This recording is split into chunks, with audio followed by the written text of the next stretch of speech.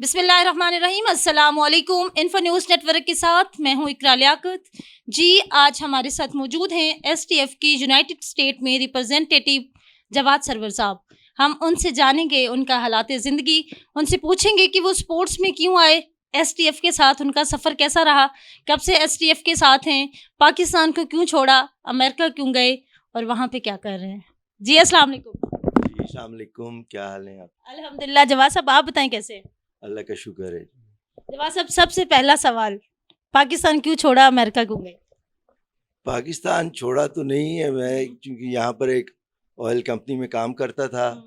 तो एक मुझे अच्छी अपॉर्चुनिटी मिली, मुझे एक ऑफ़र आई जॉब की, तो फिर मैं छोड़ के कनाडा चला गया। तो मैं वहाँ पर उनके साथ काम करता रहा।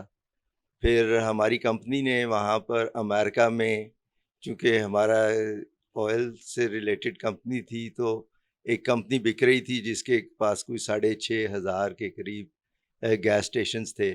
तो हमारी कनेडियन कंपनी ने वो ख़रीद लिए। तो फिर जो उनके पास अच्छे एग्जेक्टिव्स थे और जो वहाँ जाना चाहते थे अमेरिका, उन्होंने फिर हमें ऑफ़र की कि आप अगर जाना चाहते हैं, तो फिर हमें उन्होंने वहाँ से अमेरिका ट्रांसफ़र कर दिया। सर, पर्सनल सवाल, शादी अमेरिका में की है या पाकिस्तान में? नहीं, शादी तो पाकिस्तान में की है। यहाँ से ही इकट्ठे गए थे और अभी तक इकट्ठे ही हैं।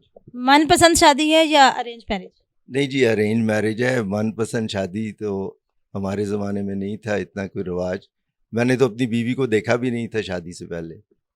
कज़न है या आउट ऑफ? नहीं जी नहीं, आउट ऑफ फैमिली है। Out of family. तो मतलब सर आपका कहने का कि आप खुद नहीं फंसे थे, फैमिली ने फंसाया था।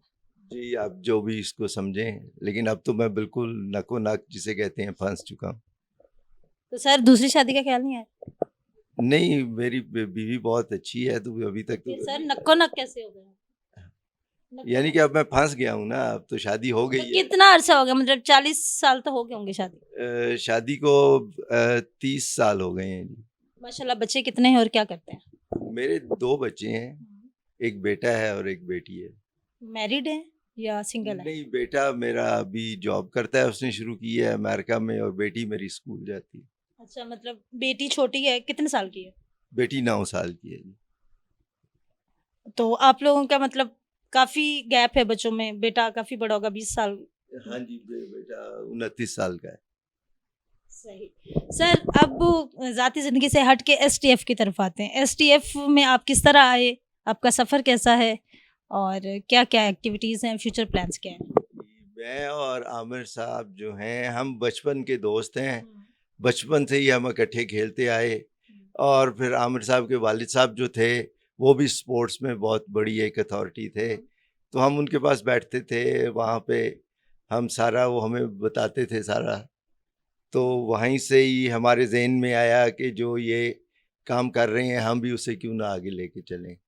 मतलब सर आपने अपने जो वालिद साहब का पेशा था उसको आगे बढ़ाया, खुद आप कभी स्पोर्ट्स में नहीं रहे? नहीं, मेरे वालिद साहब नहीं थे, आमिर बिलाल के वालिद साहब स्पोर्ट्स में थे। तो आपने कभी स्पोर्ट्स में वर्क नहीं किया, नहीं, मतलब एज एन स्पोर्ट्स? मैं हमेशा से ही स्पोर्ट्समैन रहा हूँ। मैं अपना स्कूल की टीम में भी था।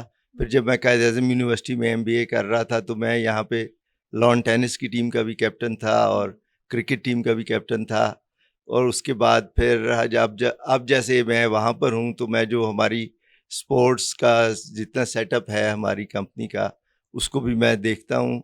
और हमने वहाँ पर अब एक, चूँकि क्रिकेट एक नई गेम है अमेरिका में, तो उसे भी इंट्रोड्यूस करवाया है, और हमारे डिपार्टमेंट की टीम में भी हैं अब। तो हम इंटर डिपार्टमेंटल टूर्नामेंट्स भी करवाते हैं और लड़कों को कोचिंग भी करवाते हैं। यहाँ पाकिस्तान से भी कोचेज़ आते हैं हमारे पास, और वहाँ पर उनको भी है, और हमारा एक बहुत बड़ा क्रिकेट का नेटवर्क है वहाँ। मतलब सर आपका कहने का मतलब है कि अमेरिका में एसटीएफ ने क्रिकेट को इंट्रोड्यूस करवाया है? आप एक तरह से ये कह सकती हैं कि एसटीएफ का इसमें बहुत बड़ा हाथ है, क्योंकि क्रिकेट जो है इस वक्त अमेरिका में, अमेरिका की गवर्नमेंट और जो अमेरिका की स्पोर्ट्स की जो फेडरेशंस वगैरह हैं, और जो क्रिकेट फेडरेशन है, उसके पास सबसे ज़्यादा, आपको पता है ना, अमेरिका के पास फंड्स होते हैं। स्पोर्ट्स हो या कोई भी आपका हो डिपार्टमेंट हो, तो उनके पास सबसे ज़्यादा फंड्स हैं। और इस वक्त वो सबसे ज़्यादा फंड्स जो हैं वो क्रिकेट के ऊपर स्पेंड कर रहे हैं, क्योंकि क्रिकेट में एक इस वक्त दुनिया में काफ़ी खेली और देखी जाती है। और अगर अमेरिका में भी ये कर गया तो ये एक तरह का एक बिजनेस भी है।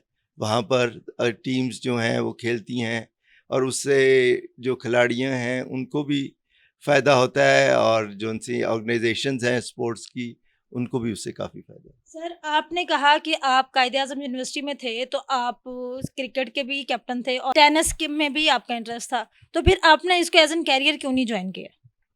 बस चूंकि मेरी फील्ड थी मार्केटिंग तो मुझे शौक था, इसीलिए क्योंकि मैं पहले मेडिकल स्कूल में था, मैं वो छोड़कर आ गया था एमबीए में, और मैंने फिर एमबीए में मेरा एडमिशन हुआ था तो मुझे शौक था कि मैंने मार्केटिंग में जाना है।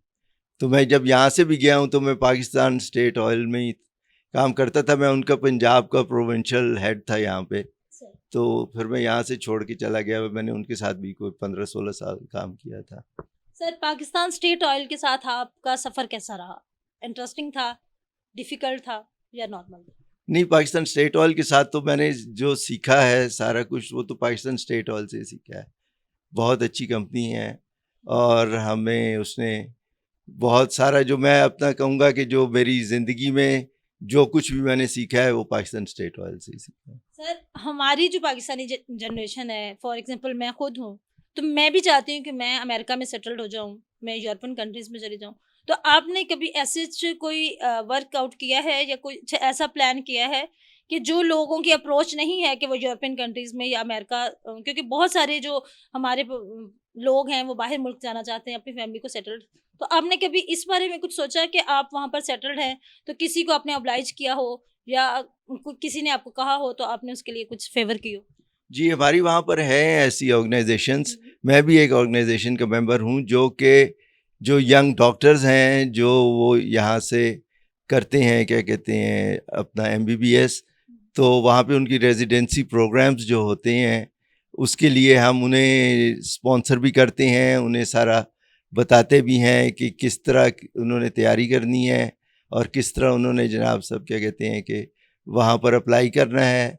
और हम उन्हें फाइनेंशियली भी सपोर्ट करते हैं जब नए डॉक्टर्स आते हैं, और उनकी प्लेसमेंट की भी कोशिश करते हैं कि जहाँ जहाँ कि हमारा हमें पता है या कोई हमारा कोई पाकिस्तानी भाई डॉक्टर बैठा है कि तो हम उन स्टूडेंट्स को वहाँ पर प्लेस करें ताकि पाकिस्तानी जो स्टूडेंट्स यहाँ से आएँ तो उनके लिए ये।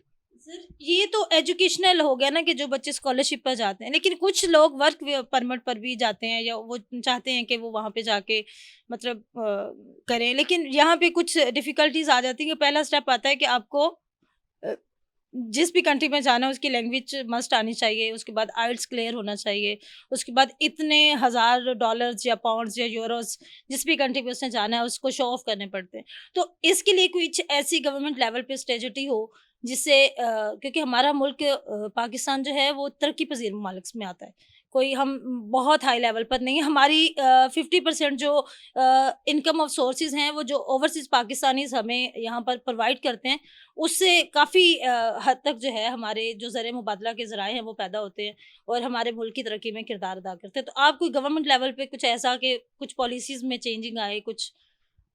देखें जी, ये जो कई ऐसे मुल्क भी हैं दुनिया में जहाँ पर पढ़ाई जो है ट्यूशन फीस नहीं है, ऐसे? फ्री है। अगर हमें हमारे मुल्क में जितने भी मैंने यहाँ पर देखा है उनके मतलब किसी को कोई नहीं बताता, क्योंकि जहाँ पर यहाँ से जो लोग एजेंट्स बंदे भेजते हैं तो उन्हें फिर कमीशन मिलता है, हुँ, तो वो वहीं पे भेजते हैं। जैसे जर्मनी है, ऐसा मुल्क है कि अगर आप वहाँ पे जाके पढ़ना चाहें तो कोई ट्यूशन फीस नहीं है, हुँ, आप फ्री जाके पढ़ सकते हैं। और मैं कई स्टूडेंट्स को जानता हूँ, मैंने कई को रिकमेंड भी किया है, तो वहाँ से गए हैं, उन्होंने फ्री डिग्री ली है। और अब उसमें से कुछ लोग कनाडा में हैं, कुछ पाकिस्तान वापस आ गए हैं। तो हमारे लोगों को इस बात का इल्म ही नहीं है कि जर्मनी में ट्यूशन फ्री है, वहाँ पे तो जाके आप फ्री पढ़ सकते हैं। सर आपने स्पोर्ट्स के लिए एसटीएफ बनाई, उसके आप रिप्रेजेंटेटिव हैं। तो आपको नहीं लगता कि स्पोर्ट्स के साथ-साथ आपको एजुकेशनल डिपार्टमेंट में या मतलब इस तरह के जो इंस्टीट्यूट्स हैं, जो वर्क के लिए जाते हैं, उसके लिए इसी ऑर्गेनाइज़ेशन के साथ क्योंकि एक आपका एफ़िलिएशन है स्पोर्ट्स के साथ, तो इसी प्लेटफ़ॉर्म पे रहते हुए आप जो स्टूडेंट्स हैं या कुछ और लोग जिनको अवेयरनेस नहीं है, आप उनके लिए कोई ऐसा प्रोग्राम तरतीब दें?